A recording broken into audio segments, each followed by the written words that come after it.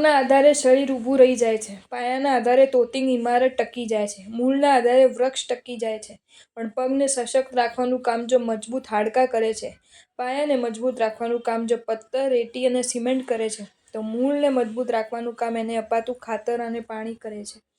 પ્રશ્ન એ છે કે મકાનનું નિર્માણ કરનારની ઈંટને મજબૂત બનાવવાનું કામ કોણ કરે છે? કુંભાર? ના. પાણી? ના. આગ? ના. તો ઈંટના નિભાડામાં આગ મુકાયા પછી એ નિભાડા પર કરવામાં આવતી છંદી કે જે વરાળને બહાર નીકળવા નથી દેતી, એ છંદી ઈંટને મજબૂત બનાવે છે. આ ઈંટનો આપણને એક જ સંદેશ છે. દોસ્ત, તું જો મારા જેવો મજબૂત બની જવા માંગે છે તો તને મારી પાસે ખાસ સલાહ છે કે તારા જીવનના નિભાડાની આસપાસ વ્રત નિયમોની એવી મજબૂત છંદી બનાવી દેજે કે જે તારા સત્વને ક્યારેય તૂટવા ન દે કે ઘટવા જ ન દે. યાદ રાખજે, છંદી વિનાનો નિભાડો ઈંટને મજબૂતી બક્ષવામાં સફળ નથી જ બનતો. જો તમને આ વિડીયો ગમ્યો હોય તો આ વિડીયોને લાઈક કરો અને મારી ચેનલ જૈન ફેક્ટ્સ એન્ડ સ્ટોરીઝને સબસ્ક્રાઈબ કરો. ધન્યવાદ.